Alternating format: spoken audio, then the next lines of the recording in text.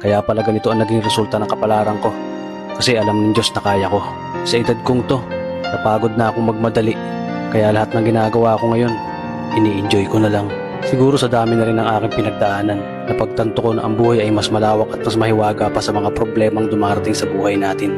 Tumatanda na tayo, baka sa kakahabol natin sa masagana at maayos na buhay, ay hindi na natin nai-enjoy ang buhay. Baka nabubuhay na lang tayo dahil nape-pressure tayo sa sasabihin ng ibang tao.